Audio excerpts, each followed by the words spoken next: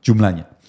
Dari 000 sampai abad ke-19, berarti 1900 tahun, manusia itu berkembang dari 130 juta menjadi 1,5 miliar.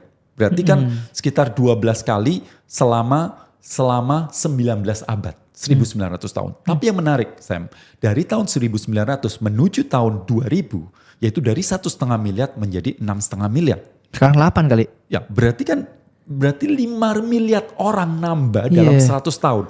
Apa yang membuat 5 miliar orang ini nambah? Salah satunya adalah peran dari antibiotik itu sendiri. Bahwa angka harapan hidup. Ketika dulu kalau kita terkena sesuatu, infeksi dan ya sudah lewat saja. Tapi karena ada si antibiotik, maka kemudian angka harapan hidup kita itu meningkat dan meningkat dan meningkat. Seperti itu. Nah sekarang angka harapan hidup itu terus-terus ditingkatkan. Karena apa? Karena paradigma dari para ilmuwan itu berubah. Kalau orang dulu kan percaya bahwa namanya tua itu kan adalah sesuatu yang tidak bisa di stop. Emang orang itu lahir, besar, kemudian tua dan meninggal begitu. Itu adalah suatu keniscayaan yang sesuatu takdir atau sesuatu yang bukan sesuatu yang bisa ditawar begitu. Ya. Tapi hari ini para ilmuwan melihat penuaan itu bukan menjadi sebuah takdir, tapi itu adalah disease, itu adalah penyakit. Penuaan adalah penyakit. Jadi orang tua itu sakit itu? Ya, jadi menua itu sakit gitu. Oke. Ya, jadi kalau kita bisa menemukan sebuah obat atau apapun terapi yang dimana kita bisa mengobatin penyakit yang menua itu, kita jadi awet muda. Kita bisa awet muda terus.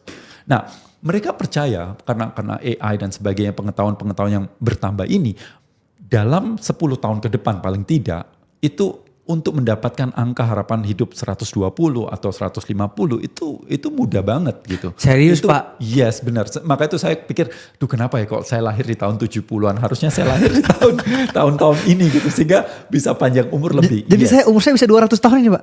Saya yakin itu seperti itu sih. Wow, oke.